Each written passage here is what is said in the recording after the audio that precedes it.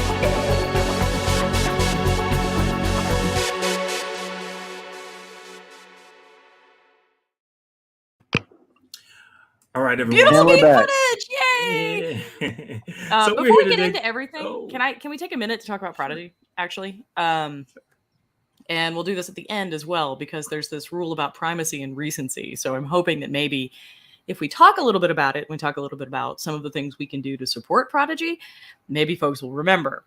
So, as we all know, Prodigy has season 2, despite the fact that it's already been completed, has been canceled, and Prodigy's been pulled from Paramount Plus, which means Paramount, CBS, Viacom are doing us the dirty. It's kind of weird that they would cancel something that they have already finished. Especially except that this is a total loss for them, and it actually serves as a write-off, which counterbalances the losses that they're having with respect to Paramount Plus generally. Not getting into like the economics of it. Aaron Waldka, who has actually watched our show, so call out to him, came out with a list of things that we can all possibly do. And a lot of that is voting with our wallets. So if you are willing to, please feel free to go purchase the season 1 DVDs, Blu-rays. I'm old, so they're old DVDs. Unfortunately, that's only the first half of season 1, but still. Right. Baby steps, people. It's all that's available. The toys that are out, tie-in books, and also Star Trek Prodigy Supernova, which is available for Steam, the Xbox One, PlayStation, and Switch. I can certainly tell you that I have a copy ordered, and I am going to be reviewing it on Game Industry News. So you've also seen the Change.org petition. Can't hurt to sign there either. But let's try to show our support to the creators who are being done so wrong. It's at 24,212 signatures. So the legacy is there a goal for the signatures? Currently, it says 25,000, but they'll take as many as they can get, considering the legacy petition is currently at 60,000 signatures. Keith, can you post that link in the comments? I will try. Awesome. So that is the first time you're going to hear about Prodigy. You're going to hear it about it again. Wow, hear about it again. Words are hard, y'all. You don't have to have the syllables in order. As long as you get them all in there. Cool. I mean, I'm from the South. Do I ever have syllables in order? I mean, that's a real question. The universal translator will figure it out and deliver it to us. You know what? That's a question. If a person messes up a word, will the universal translator understand it? Well, they do it all the time, and they also speak English and then say a Klingon word, and then tell somebody what that Klingon word means, and it's like, well, if why does that work? Is on all the time, why do they have to do that? But actually, there's some linguistic science about why it would still translate, and assuming the universal translator actually works with your own neural setup, you may have noticed that you can screw up syllables in the middle of a word, but so long as you have the beginning and the ending correct, your brain will actually translate it to be the word that it's supposed to be. And also, the AI would know your intent on talking to someone. So they would know your intent on speaking in your language and then saying a word that you wanted them to hear in yours. So does that mean that my iPhone does not have an AI? Because Not it messes up yet. everything. You know why? Because I don't say ducking that many times. I know. I know. In my text messages. And oh my God. The amount of times I would say ducking is very small. Right. And or they should even know my that by echo, now. right? Like my echoes will I will try to talk to them and they're like, I'm sorry, I didn't understand. And then my munchkins will say something and I'm like, really? Really? Are you judging my accent? Come on. Right. Screw you, Amazon. All right, for our viewers, just to let you know, the link that you see right here is so that you can join the petition to bring back Prodigy. All right, so is there anything else that we want to talk about before we get into today's show? All right, so today we're going to be talking about Star Trek Strange New Worlds. This particular episode is titled Tomorrow and Tomorrow and Tomorrow. Creeps in its petty pace from day to day to the last syllable of recorded time. So I have about a 2-minute recap. Is there anyone else who's willing to go besides myself? Go right ahead. I'm going to enjoy if you have prepped one, I am certainly not going to stop you. But if you don't want to do it, I can do it. All right. This episode begins with La'an recounting visits to Spock, loudly playing the Vulcan lute, and to Pelia's room to confiscate borrowed artifacts.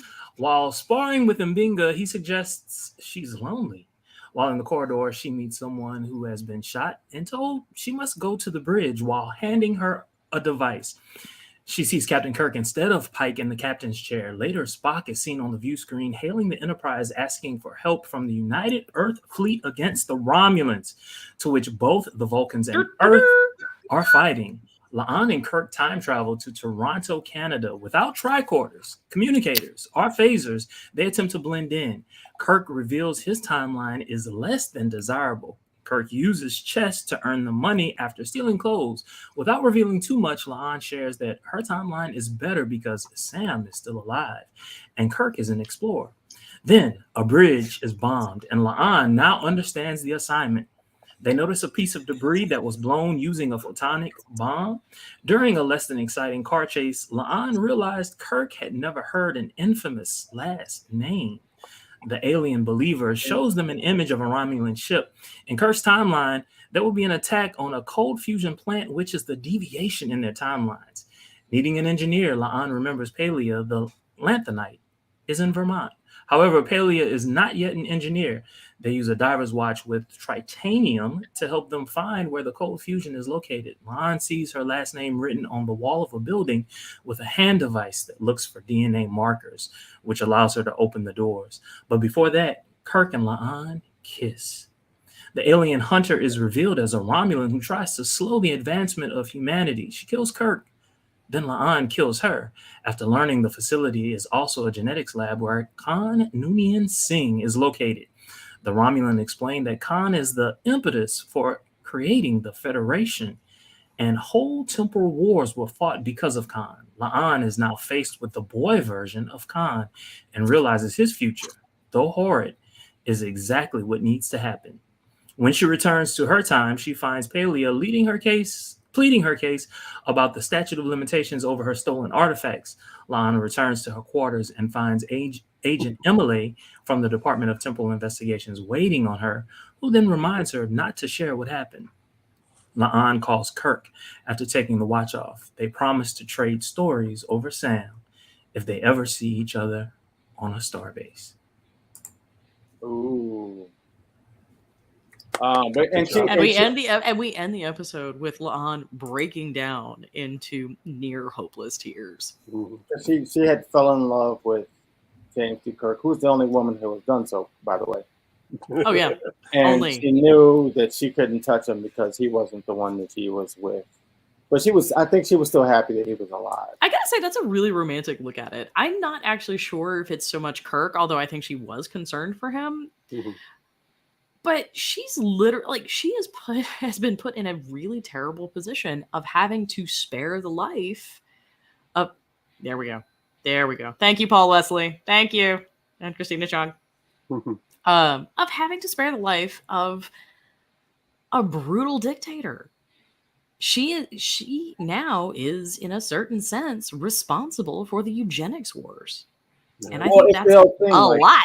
It's the whole thing. Like, if you went back in time, would you kill Hitler and stop all those atrocities? But if you did that, we wouldn't have the life that we live now. You know, we don't know. I mean, it's very much a city on the edge of forever kind of dilemma, right? Like, well, also consider last week's episode where we dealt with the ramifications of genetics with everything that went on with Una. If there's no eugenics war, there's no genetic ban. But then, of course, now we know there's no federation either. So right. Oh, here's the thing about. And I gotta tell you, okay.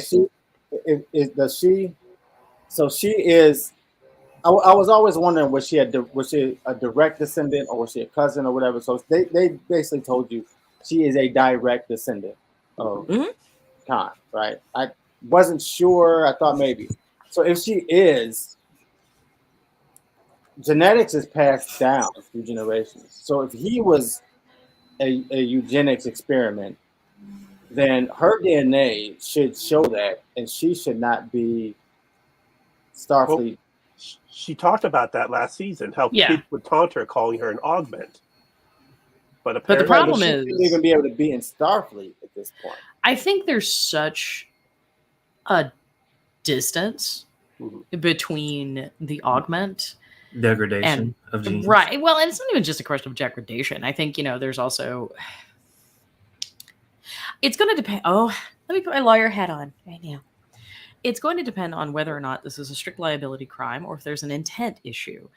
I'm leaning in the direction of it being a strict liability crime, but we'll talk about that in a second, which basically requires that all you have to prove is that somebody somewhere mucked up your genetics. And if you can't prove that, then someone's not guilty. Well, while obviously La'an's genetics have been mucked with, she didn't do it. And it happened so far away because hundreds of years have lapsed between... We're talking 250 years at least. So that could be 10 generations. Right. Have lapsed between La'an and the people who decided to augment Khan Noonian-Singh. So I think that's the explanation. I don't think we're getting... I think it's going to be addressed because I have to say Strange New Worlds has really tried very hard to be consistent with how it treats things. So I'm willing to give it the benefit of the doubt to see where they're going to take La'an, and they're going to take this concept. But I think that's a plausible argument for why La'an is in Starfleet. I like how he said soon, and she said sing. Right. Right. That was a joke from the writer's room. Like, who are we talking about again? Right. Are we doing cybernetics or augments or both or what? But does that mean that he knew who Sung was, or he just heard Sung? Who knows? Who knows? I'm sure Sung was doing something, no matter what the timeline divergence. Well, yeah, we got Adam Sung at that time trying to mess with things. Right. As we saw in several seasons of Star Trek we don't talk about. The best season ever. Thank you. You're welcome. So, all right, this is going to be an unpopular opinion, but I actually think this episode is kind of robbed of its impact because it follows last week's. I agree, actually. I think I feel like we still haven't got we're episode 3, and we still haven't got the Enterprise going out to do its job yet. The first episode, it did go out and do some shit, but that wasn't its job. They haven't been sent on a mission yet. We haven't got. That was against orders in the first episode. I think that was the best episode of the season so far. But so we just did one about. I love you, but my lawyer heart is set on, Ad Astra Per Aspera. Yeah, I'm up there with that too. without being a lawyer. Yeah, and then the episode 3 was about La'an and Kirk, two characters who we don't know much about at all. I mean, we know about Kirk, but we don't know about this Kirk. Like we haven't fell in love with this Kirk, this character. Well, I don't know, man. Paul Wesley's kind of doing it for me, I gotta say. I imagine some people watching this week's episode are definitely checking that box on that Kirk now. So yeah, maybe not love, but definitely lust. mm-hmm. How about that? I see that in him. I see the charisma in him that Shatner had, and he's doing his own thing. He's doing his own way. He's not doing a bad job at it. He's doing it's different, but he's not doing a bad job at all.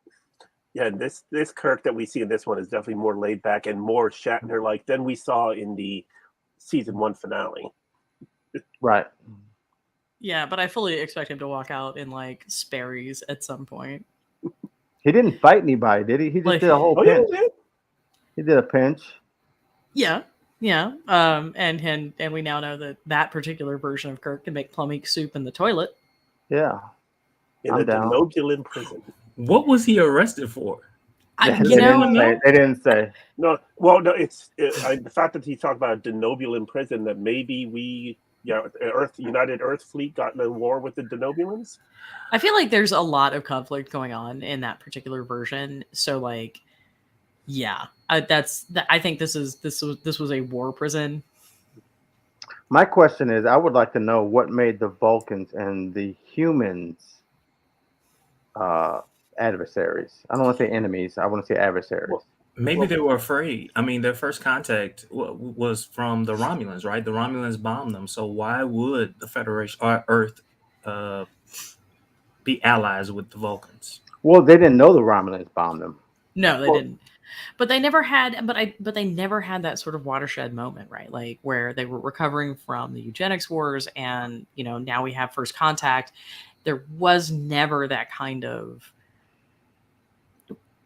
moment, like turning point, right? They still had the moment. They still had the moment of generating a first warp drive vehicle, and that signature. Right, but but the Vulcans may not have been involved. Right. So look, from the perspective of Earth, so somebody bombed you, right? And at some point, you've got to realize that it's aliens, right? So clearly, otherwise, why would they go into space? I feel like I should have teased my hair for that statement. We're assuming that this is that when they were in Toronto, that it was near present day Earth, right? Mm-hmm. So if it's near present day Earth, then there's something that got them to go into space. After he also said that their Earth had been whatever, like I think we're looking at a dystopian timeline, obviously. Well, I think we went to space because we had no choice. We'd blown the fuck out of Earth, and we Elon Musked it on out. Yeah, I think going into space is always the thing that's going to happen if it's possible. If you have the materials, the drive. It seems like this is more like the Battlestar Galactica timeline. I don't think it needs a catalyst of like saying they went into space for this. I don't think it needs a catalyst at all. If it's possible, humans are going to do it. If it's available, they're going to take it. But I think we take our baggage with us, and that's very much what this particular episode's about, is how we handle our baggage. And whether or not we decide to become the better versions of ourselves that we know we can be, or if we choose to do something else. If we decide, the title of the episode is from Macbeth. And it's a pretty famous soliloquy that, Macbeth says once he finds out that his wife is dead. And it's... Tomorrow creeps in this petty pace from day to day to the last syllable of recorded time. All our yesterdays have lighted fools the way to dusty death. Out, brief candle, life's but a walking shadow, a poor player that struts and frets his hour upon the stage and is heard no more. It is a tale told. Hold on. It's a tale told by an idiot, full of sound and fury, signifying nothing. It's a very bitter speech, right? Mm-hmm. And it's talking about, and it's basically looking at how we use our chances and how we use our stories and how we use the time that we have. And in La'an's, and that's the story we're dealing with. We're dealing with two options, right? You know, I'm not going to get into Robert Frost on that one because I despise Robert Frost. But La'an's future means something. It's not a tale told by an idiot signifying nothing. It's not lighting fools the way to dusty death. Kirk's timeline is. Yeah. Because rather than deciding to take advantage of the time that they have, they fling themselves into space and come into conflict with everybody. And they lose Earth and become like the Illyrians. They already lost Earth because of themselves. Exactly. And it's the way to dusty death. And that's one of the reasons that Kirk is so willing to sacrifice himself. But he wasn't. I don't think he was trying to sacrifice himself. I think he was calling a bluff. I know. I think he was. I think he was definitely calling a bluff. But I think, if he'd had the option, Kirk would have jumped in front of a bullet for La'an, because Kirk recognizes that he's not going back. Right. And he makes a deliberate choice not to go back. He makes a deliberate choice to choose La'an's timeline, and that's a huge thing if you think about it. And he even weighs those issues. He talks about how, you're talking about destroying my timeline. Everything I know, everybody I know, everything in life. Yeah, but there was something that she said afterwards. Once he realized that Sam was alive, he was an explorer. His whole outlook on the entire situation changes. But going back to my original point, so yes, it was the Romulans that blew up that particular bridge, but we don't necessarily know just yet whether or not that forced Canada to respond in kind to someone that they thought could have done that, right? Which could have precipitated more and more destruction. So when I said the Romulans, I meant what we knew to be the Romulans, not necessarily what they knew to be the Romulans. And because of that particular act at that particular point, people on Earth at that point were much more belligerent, less likely to trust. That was what I was attempting to say. Yeah. Right. And that's why, and sort of the conversation with Sarah, I think, is helpful for Kirk too, because she talks about it. She talks about this concept of like this bridge that, by the way, I tried to Google this bridge. Did anybody else? Yeah, I didn't try to Google it. I was just wondering, like, I haven't seen that bridge, but maybe I don't know a lot about Toronto, and I don't because I haven't been there. I don't think Manny, where are you? I figured they just filmed it there because it was cheaper. I mean, they film in Canada anyway. Yeah. Exactly. Just went outside, yeah, are they in Vancouver? I just assumed it was a fake bridge. No, they're in Toronto. Just created for the episode. So that's not a real bridge. I just assumed that. I didn't know whether that was. I mean, I Googled it and I couldn't find it.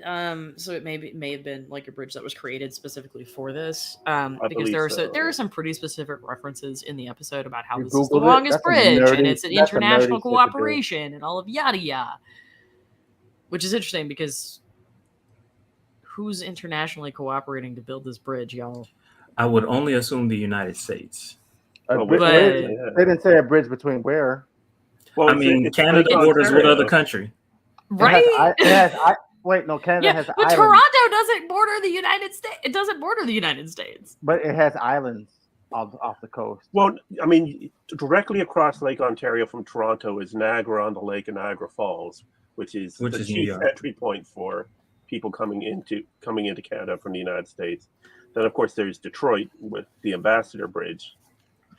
But the idea of having a bridge that crosses the Lake Ontario there, that's wider than the Chesapeake Bay bridges. That's wider than so many other bridges that already are existent that are even like Hong Kong and Southeast Asia. So I did a job in Detroit, and I did not know that that's the only place where Canada is south of the United States. I was like, what? Yeah, it's south. Well, yeah. Well, South Detroit is Canada. Yeah. No, I mean like If you're in the United States, Canada is south of you from that point. Well, also across, in parts across of the Minnesota. river. And, Gotcha. Okay. So That's we're what learning you're saying. we're learning all kinds of things about geography. I have never been to Detroit, nor have I been to Canada, so I'm going to nod and smile. You haven't been to Starfleet either. I You mean, know a lot about that. Yeah, but I may or may not have gone to San Francisco and looked for the nuclear vessels because I'm a child. Did you say Wessels? I totally did. But here's the thing. Here's the I thing, have though. so many pictures of like the Alameda signs from the highway, and like my ex-husband is looking at me like, "Why In Alameda. are you nuts?" And In I'm like, "So many Alameda. reasons." In So Alameda. many across the reasons. bay.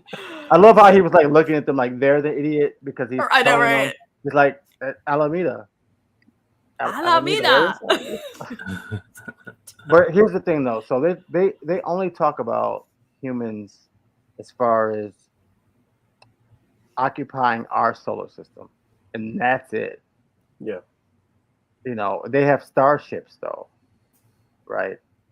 But Yeah. we're nowhere. We get. I guess. I mean, you want to get to Mars as soon as possible, but they have starships as large as the Enterprise to go to Jupiter. Well, I mean, all we see of the Enterprise in that alternative timeline is the hallway and the bridge and the ready room. I mean, We don't even know where it is, do we?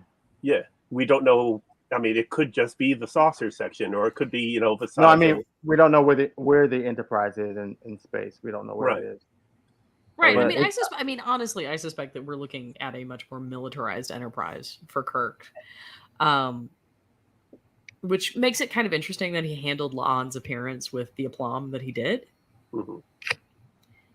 Because if you're in an active war zone, and it's very clear that Romulan aggression is the Romulan Star Empire is on all fronts. That they're going after Spock. Although, so if yeah, I know where you're going. Yeah. Okay. Right.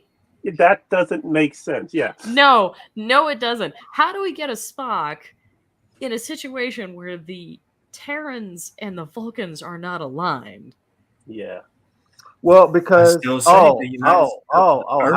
just doesn't trust anyone. No. Exactly. So how did we get Spock? What she's saying is only because the Vulcans are there, and what she's saying is Spock, Spock is a hybrid, and without that union, he wouldn't exist. Maybe Sarek tried to be. I mean, he was an ambassador, right? So maybe he tried to interact with humans, and I mean, there's nothing stopping procreation, right? There's no law saying that you can't. Right, but I guess that his existence is a big question mark on that timeline. With them, I mean, I get that I get they're like, okay, we need to use who we have, and so we've tried to squeeze everybody we can in the few minutes that we have. They should have used Sarek. They don't have him yet. Exactly. Have you seen him yet? Well, I don't know what James Frayne is doing, so like. Yeah. No. We could use Sarek. We could use the same Sarek we had in Discovery. There's nothing wrong James with Frayne. That's James Frayne. Yeah. Also, on the Jason mark, did you see how angry Spock got when he didn't get help? You saw it, right? Yeah. There was definitely without some, emotion. We saw the anger. Yeah. Is that what you're trying to say? He had emotion. But he was also pissed on the Enterprise when somebody complained about his lyre playing. I want to bet it was Lon, by the way, that was complaining about his playing. It was not Lon. No, Lon. No. I mean, he was enforcing. Can we also talk about how loud that must have been? Yeah. How horrible it must have been. He's just learning. I would think they would have acoustic dampeners where you couldn't hear shit. Yeah, and you'd think that Spock would think about it and possibly especially in do space. I mean, space doesn't matter if you're inside the same container. I know, but I'm just saying, like, you would maybe want to do that. I'm just saying, like, I would think that they would have something that would keep the noise in there, especially for just security reasons. We're in the ready room. Sanity, like nobody needs to know what like we're in the ready room. Engineering ensign A and like security ensign B are getting up to on their like off time. Unless that's what you're into. I mean, in which case, I have real questions. Night. I have real questions about what the hell is going on with like the video feeds in all of these cabins. I'm going to the special hell. I mean, in the new track, I do like how there are video cameras everywhere they go. You know, the old track there was no video cameras anywhere. Even in TNG, there's no video. Deep Space Nine didn't have cameras. How does Deep Space Nine not have cameras? I'm pretty sure Dax. I'm pretty honest. I'll take this one because I am pretty sure Dax disabled all of them. I'm talking about because Dax was like, "I'm going to get laid on every service in this station, and I don't need to see that on the interwebs." I'm talking about like on away teams. You know. Away teams would have cameras everywhere, just like they do in Discovery. Just everywhere. Every time you go down. Well, they did that on one episode of Next Generation. They did, yeah. Is that the one with Geordi not being a robot? No, saving his mama or something? No, it was the one where he turned into an alien. Yes. Oh, so it's 2 episodes. Yes. Man, that episode gave me nightmares. Yeah. Not gonna lie, it gave Baby Marie nightmares because that was terrifying. He's like, computer, tell me what's making this shadow. Yeah. It's like, okay. Like, share, comment below. But I mean, I gotta tell you, like, I mean, there is no way. Oh. My head turned into a share button. You covered up my face. I thought that was part of the content. Hey, every time someone comes on, I got to do my job. That's my job. Every time somebody comes on. No, I thought you were literally going to be like, Maria's about to say something sexual, so we've got to distract her. No. But speaking of, Jesse and his daughter's not here, so feel free, everybody. Will just couldn't help himself. Sort of good for them. I think it was like I'm not saying there's anything bad about it. I'm saying the goal that we set ourselves for, we did not meet. No. We fell short of that. That's all. Jermaine said no words. I wasn't even on, so. Like I said, I think Will was. You may not have said words, but it was on your face, my friend. It was on your face. We could see what was going on. I said shit like I said something about pounding something in the spot. You did. Pounding emotion. And everybody just like, oh, pounding Spock. And that was Jermaine. Jermaine's the one who was like, I need a moment to acknowledge that Jason's talking about pounding. That's not what I was talking about, bro. It was just the visual imagery. I just,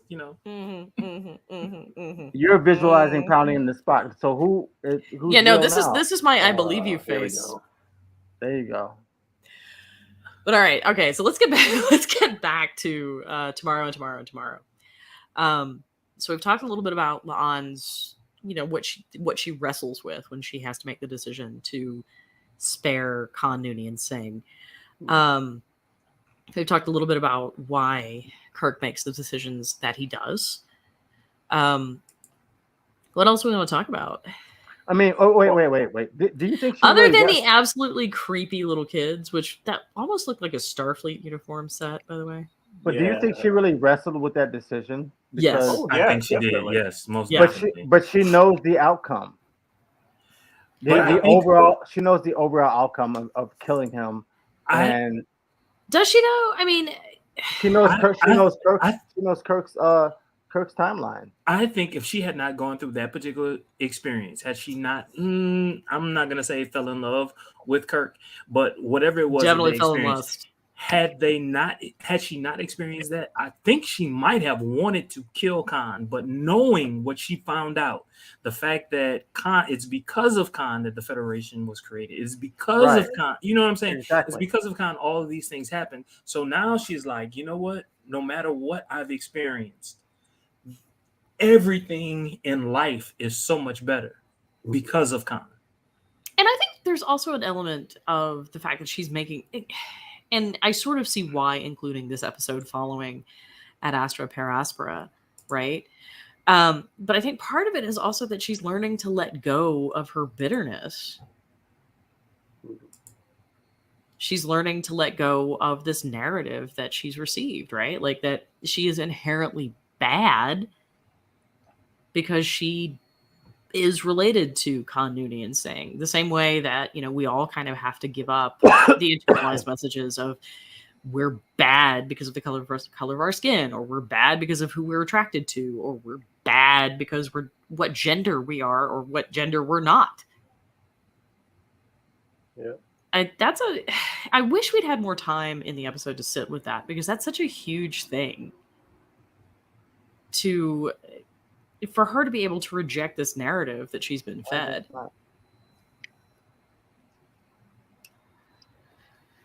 No doubt.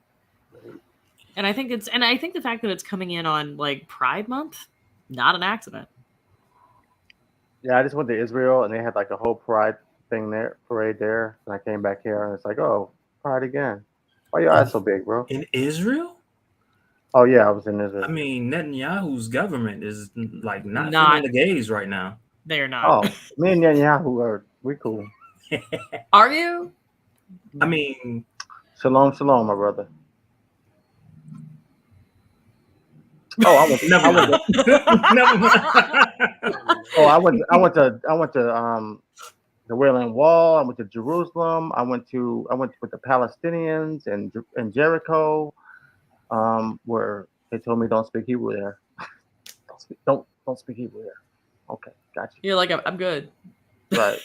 I mean, I know a little bit, but like, when you're out there, it's like it'll be habit to just like, if you want to say excuse me, say sleek out of somebody, but like, you have to remember not to do that over there, or not to say thank you in Hebrew, or not to, Anyway, how do we get on that? I don't know how you got on that. I mean, you again. This is going back to these. Sometimes you start shit. Sometimes I start shit, and I guess I'm starting shit between Israelis and Palestinians. I guess. Wait a minute. Can we talk about? I'm gonna mispronounce her name because I always do. I want to say Pelia. Pelia. Can we talk about her? I am always down to talk about Pelia, and her truly, truly unfortunate taste in beer. Rolling Rock. I used to drink Rolling Rock, man. What's up? So many things. I've never had it. What's wrong with it? It's not. It's like watered down Heineken a little bit. Yeah, I guess. So Pelia is great, and I really love. I think we're going to see that watch come up again. By the way, I was wondering about the watch because they already made it a point. I love that you had that queued up because I had a question about it. I just need They already had the point to have it on her wrist when she came back, and I already noticed it. But then they made it a point to just zoom in on it, which I don't think they had to do that, but. Yeah, I mean, come on. You cannot tell me that Pelia is not going to be like, that's foreshadowing. Why do you have my tritium diver's watch? Oh, I remember you when you showed up at the archaeology department and inspired me to become an engineer and take math. Right. It's funny that she never mentioned it. But I mean, she did say that she doesn't have a great memory. She did say that. Not a great memory for faces, but like, but she's going to recognize that watch. And these times in Star Trek, people have a tendency to not talk to you about the past. If they've met you in the past, they just act like nothing happened until you realize what happened. Also, I think Pelia puts it together when she sees La'an on the bridge, right? Like I think because Pelia's real bright. I need to go back and I need to watch that because I wondered about that. I wanted to see that moment. I wanted to see whether or not there was like a silent pause, like, wait a minute, I know you. And I think there was, actually. I think there was. And I think we all sort of read it as Pelia making the decision that she wants to like go along with this insane travel plan. It has me wondering about watches that glow. And is it that's a thing? Tritium watches exist. No, but is it the phosphorus in the hands? Yes, and that's actually the issue is because the diver's watch that she was wearing was from the 80s, and so we know that it's been at least 20 years because Pelia comments that there's no more that tritium had. Well, not Pelia, but like Kirk explains that tritium only has like a 20-year half-life. So, the tritium is now gone. So in order, and Pelia confirms the phosphorus is still in the phosphorus is still in the hands. So the reagent in the hands that phosphoresced is how they were actually tracking the tritium to find the the cold fusion dude. Cold fusion. Yeah. Also, can we have a brief conversation about how just unrealistic Toronto's huge, and you literally have got to like schlep from one end of the city to the next. He said we've been walking around. He said we've been walking around for hours. Yes.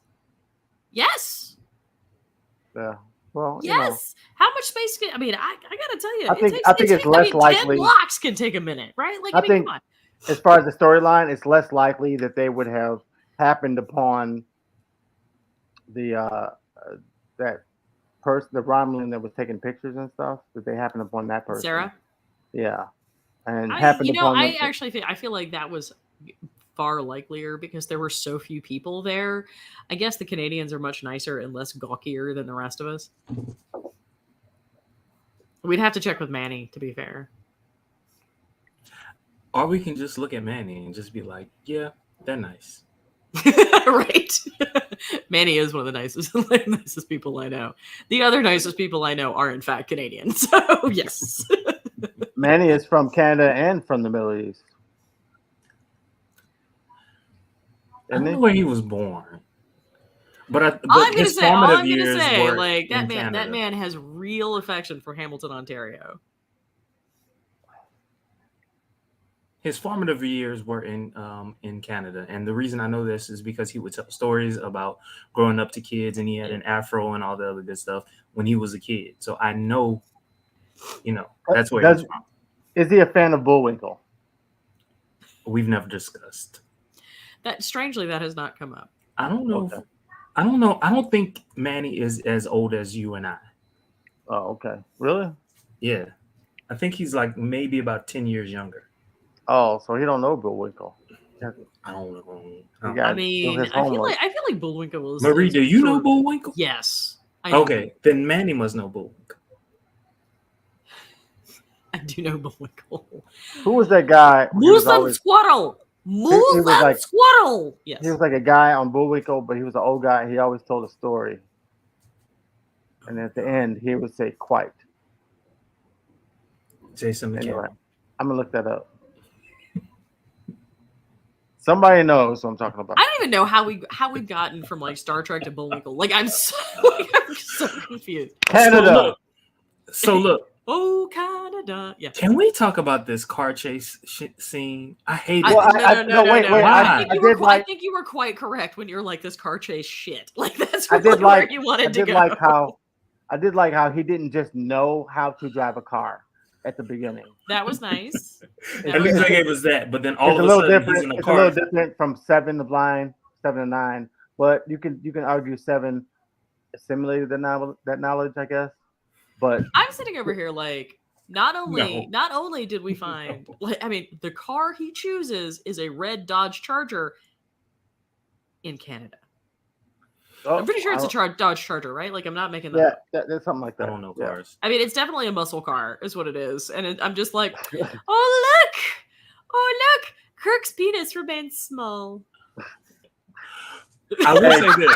Hey, I want to hear Jermaine tell some people in a bar like, I don't know cars, but I know the classes of starships. Neither is going to happen. Neither is going to happen. Galaxy I might say I know the size of your starship, and temperate class.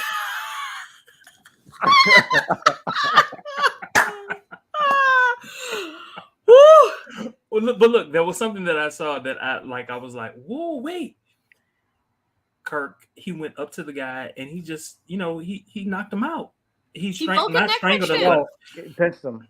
No, that was a neck pinch. I appreciated that. Yep. I appreciated that. You want to know why? Because that was just like in keeping with his character being from the, what was it? United Earth, whatever it is. Yeah. Like, I like that. Like, no, it's not Federation. It's not Starfleet. It's not these ideals. It's boom. This is what I'm going to do. I enjoyed seeing that because it was in keeping with where they were in that particular story. Yeah.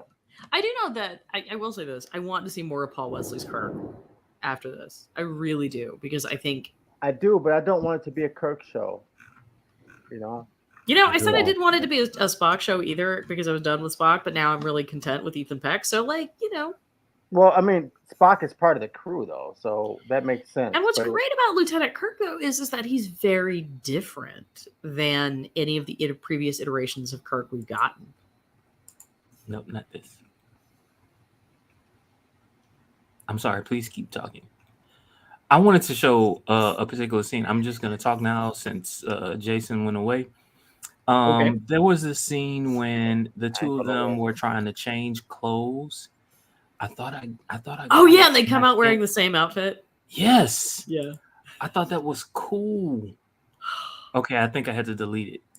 Honestly, I think no, there it is. I have to admit, I really sort of felt like that was very much a meme that they were incorporating, because like the kind of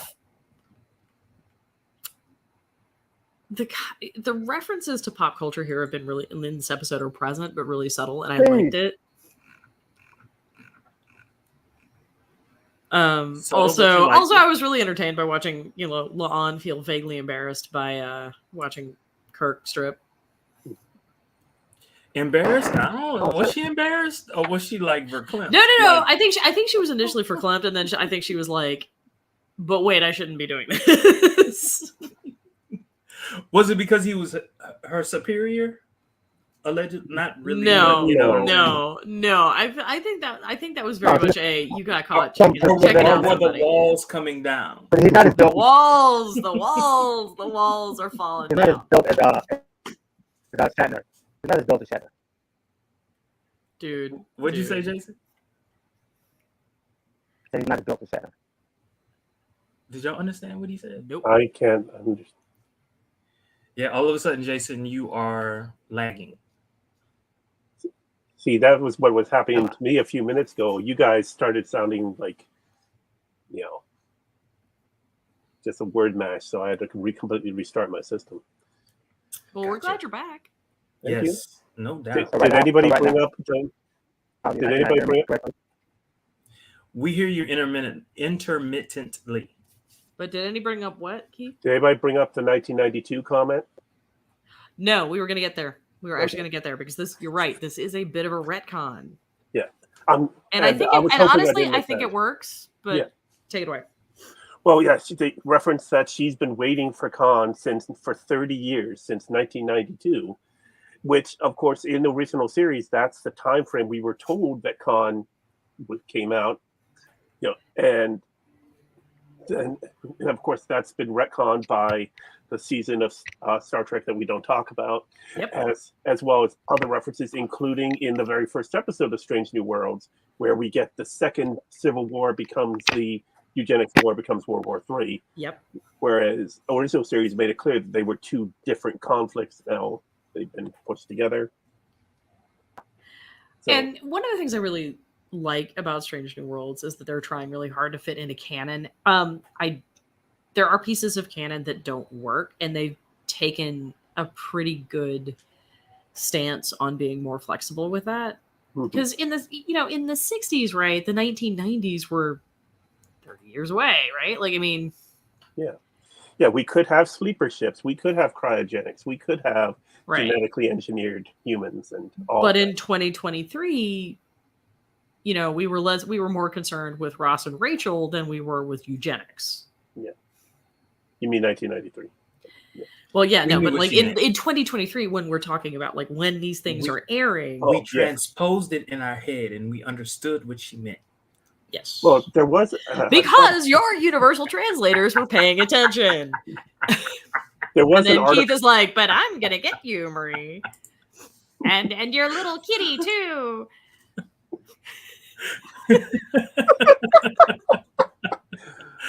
Okay, what were you trying to say?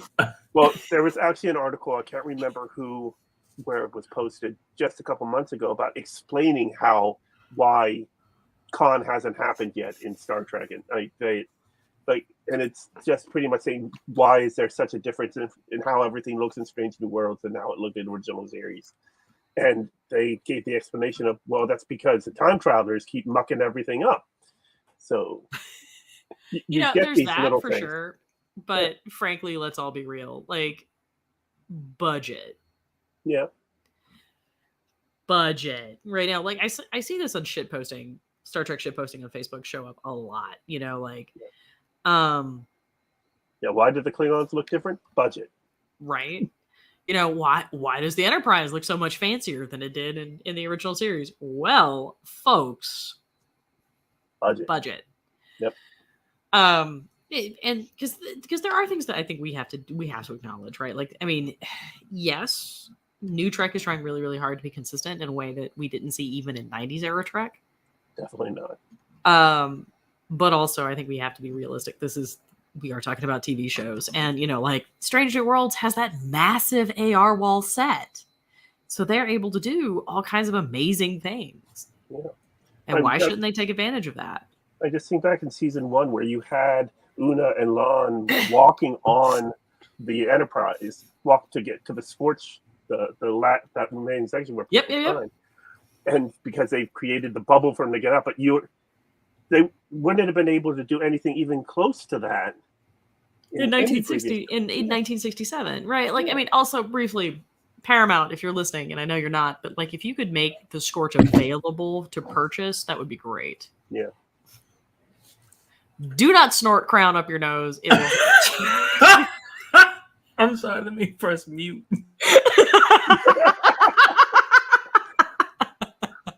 Ooh! I broke Jermaine this time. Do I get a prize? You get to watch him laugh. Well, no, I mean, we haven't broken him badly enough that he's gotten out of his chair yet. Like, that's a different thing. No, not like last week. Oh, that was last week. I know. Yeah, out of a chair, tumbled backwards to the doorway. He, like, ended up at the door. Like, but yeah, oh man. Okay. Also, can I have a brief rant on something that's unrelated? And well, it is related, but not really. And that is, I was doing some research, you know, for an article I was writing, and I came across a number of reviews for Ad Astra Per Aspera, and one of them was really deeply offensive, and so I have to tell y'all about it. Okay. Ad Astra Per Aspera is an amazing episode, and it's an amazing Una episode. Mm-hmm. This review made it about Pike. It literally was. Y'all, the premise of the review, and I'm not going to call out where it was or what outlet it was or who wrote it, but I am going to say that the premise of this was, it's so terrible that Una's not there for Pike when he goes into the chair because he's been such a good friend to Una. I may or may not have been banging my head on my desk. Well, this person didn't watch the episode or the previous episodes. So yeah, like, I mean, you know, the headband is also like hiding the bruise for me, like banging my head on the desk that hard. Because I was just like, really? This is your takeaway? Okay. It does not have to be about Pike. Not to discount what you're talking about, but to talk about what you literally just mentioned, I want to say this, that this particular Star Trek does the best job out of all series in developing their characters. I'm going to need that all series again. I'm going to need that again. Oh. It does. No, I'm just saying, like, they take their time and they want you to understand who these individual characters. It's not like the original series where it was Bones, Kirk, and Spock. Yep. Right? It's a full complement, a full crew. Right? We got more character development on Uhura in one episode of Strange New Worlds than we got in 55 years of the character. Right? Right? I mean, Chapel has development. We're taking Mbenga, who was a character that appeared largely in like 2-3 episodes of the original series, and we've given him a history. We've given him a family. We've given him trauma. Like, I mean, we know who this character is, and he's fascinating. Absolutely. Hell, he's becoming a sex icon.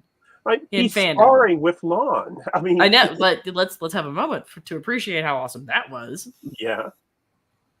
Yes. What character are you I talking mean, about? I must say, I did like rewind, and I wanted to pause, and I What character are you talking about? I have been loving the memes that have been floating across like Trek fandom, you know, about like my sexuality is the cast of Strange New Worlds. Yeah. Agreed. Fair. Fair. Jason. Welcome back, Jason. Yeah, Jason, Hey. it's fine. You can judge me. I'm cool with it. But I mean, you know, like No, we're I'm even taking the characters saying, what we character never are you got a talking chance. about right now? All of them. All of them. But like Oh, we're even okay. getting like development out of Mitchell, right? Who's got comparatively little screen time, even in Strange New Worlds, but we got a sense of her in Breaking the Circle.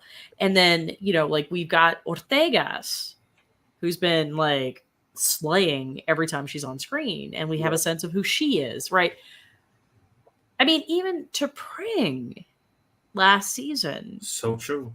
So very true. Well, Like, I mean, that the whole thing, I mean, all of season 1 just makes Amok Time hurt so much more.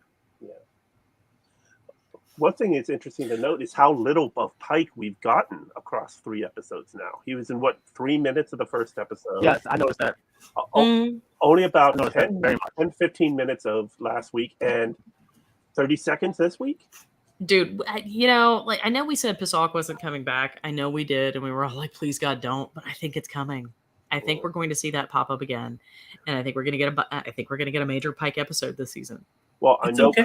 I know Kirk is going to be back.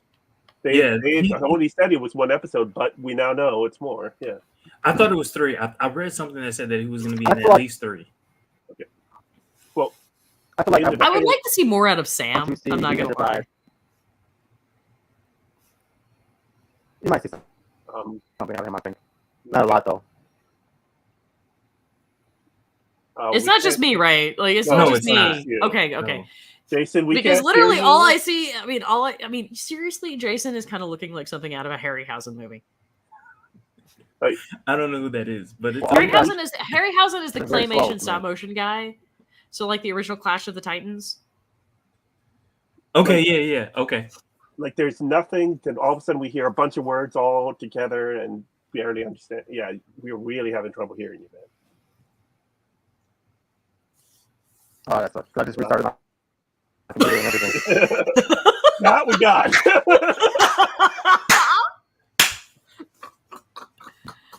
I mean, it's like the Micro Machine Man. I don't know if speaking of being old, I don't know who else remembers the Micro Machine Man. Yeah. I don't know. Yeah. And I'm older than you. Dama, shut up. Dama, The shut up. Micro shut Machine up. Man's claim to fame was that he could rattle off stuff incredibly quickly. Is that name John Machetta? Did he say the same Don thing? Machetta. I have no idea. Wait, is that the guy that also did the FedEx commercials? I don't. I don't know. Okay. I'm so confused now, but I'm entertained. I'm not gonna lie. Okay. Well, I did see one thing. Anson Mount was asked about why he was in so little of the first episode, and he said, "I couldn't be on set because of birth that he needed to be." Oh yeah, his So- child was born. So they wrote the episode with him as little as possible, and now here we are 3 episodes in. Like, all right, was he missing for like a month and a half? And Look, it Paternity doesn't leave, matter. y'all. yeah, It But doesn't matter. It doesn't. Yeah. And that's the great part because we know Pike's coming back. That's fine. But we get the opportunity to deal with and interact with all of these other great characters. Like in Breaking the Circle, we talked about how exciting it was to spend an episode exploring the friendship between Chapel and Mabenga, yeah. Agreed. right? Agreed. And then we get it's all Una all the time, and also some really great La'an moments Mhm. in Ad Astra Per Aspera. And then in Tomorrow, we have this amazing La'an episode where Christina Chong does so much with her body, with her face in this episode. That was hard. Watching La'an break down was hard. And I have to admit, I hated Emily for a minute there. Because you cannot ask this person to struggle with this intense trauma and then be like, yeah, BT dubs, never talk about it again. Without expecting some kind of emotional reaction. Yeah. What's interesting, the first time I ever saw Christina Chong in anything was in A Good Man Goes to War, the season 6 episode of Doctor Who. Uh-huh. And it wasn't until after I watched last season of Stranger Worlds that I realized it was the same actress. But she is incredibly talented, and comparing that episode of Doctor Who with this, it's incredibly sad moments brought about by her character. So.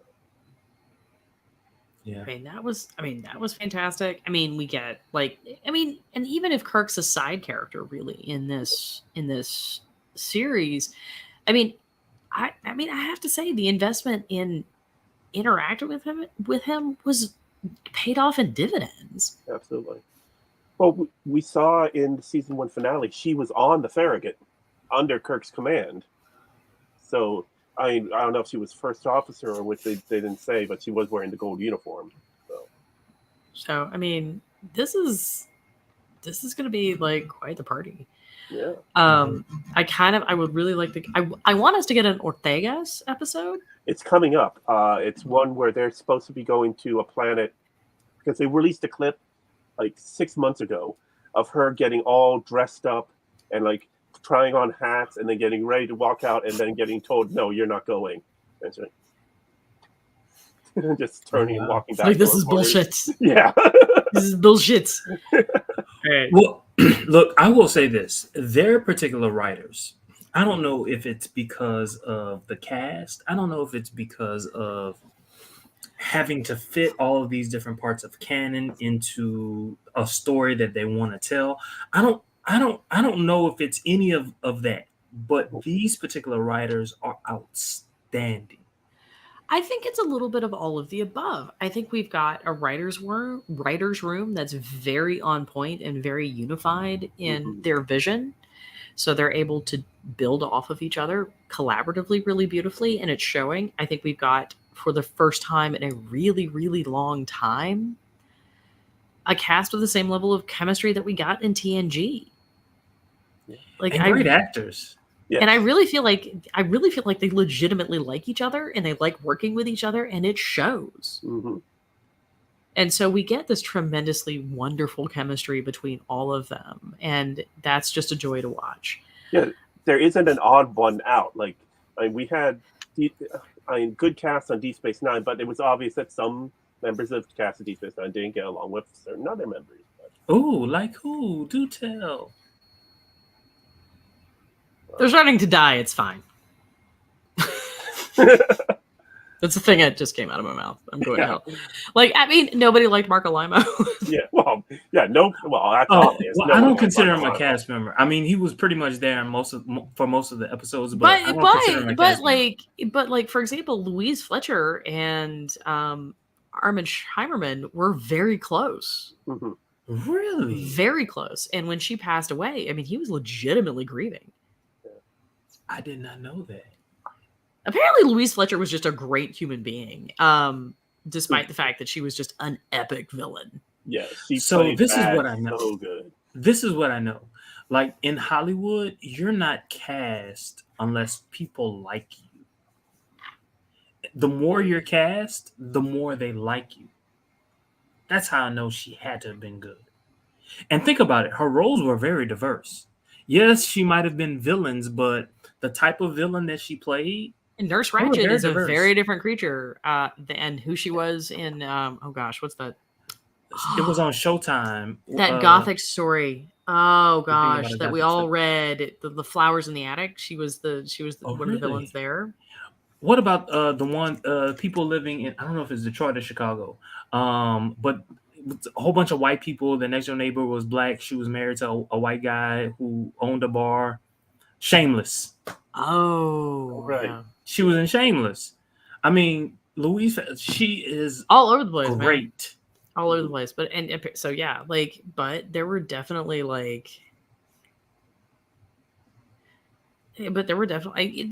some tensions, and I don't think it was necessarily tensions in the sense that like they didn't like each other, but I just don't think they were like family in quite the same way that the TNG cast are.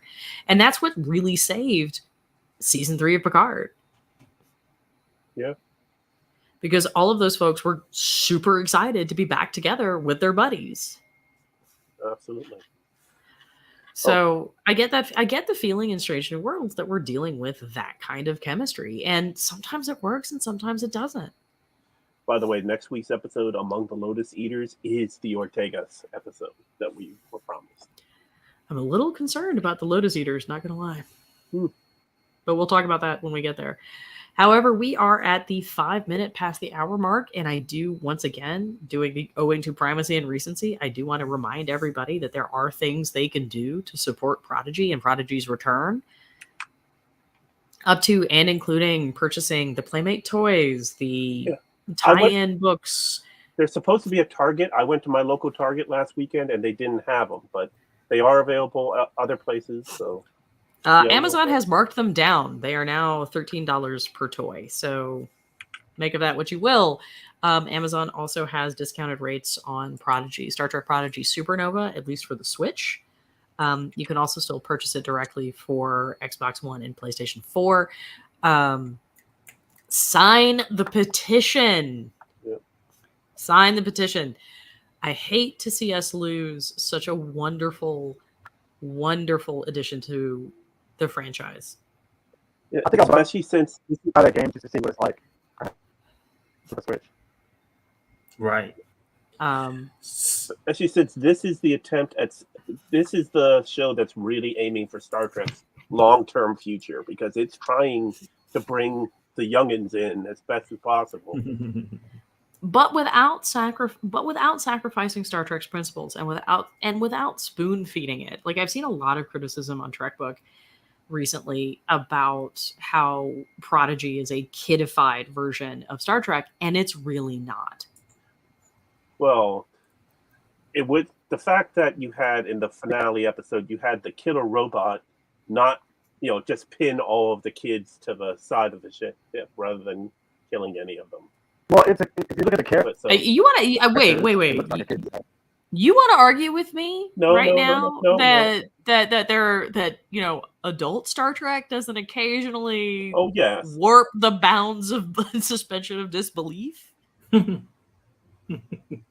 retract my statement. Because let's talk about any number of times when it would have made sense to literally shoot everybody with a phaser, and we would have just gone on with our lives. Or the episode where naked Lwaxana manages to save everybody. True. Ooh, naked Lwaxana. That's what I like. Well, y'all, we are past the 1 hour mark. Before we go, we look. I can't tell you how many people that we've had to watch us live. Thank you all so very much for watching us live. But before you go, keep blowing up the comments, because it lets us know what you're thinking. And of course, we love to laugh, so keep it light but honest. In the meantime, kiss that subscribe button, lick the like button, share us to the world, nibble on the notification button, and make love to our senses in the comments. Y'all, this is getting real sexual real fast. And that's exactly what you want.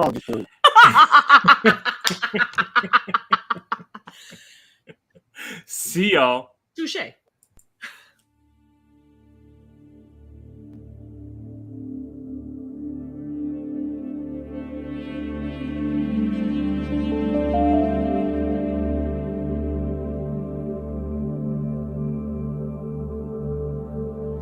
Absolutely. Yeah, I'm not going to ever say it on the internet. Yeah, never. I'm sorry. Wait. There was a shadow of a church. Okay. What? William has questionable ideas about what he puts. William has questionable ideas about what he puts on the internet. Oh, I remember that episode.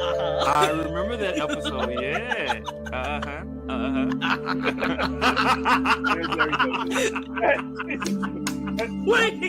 what?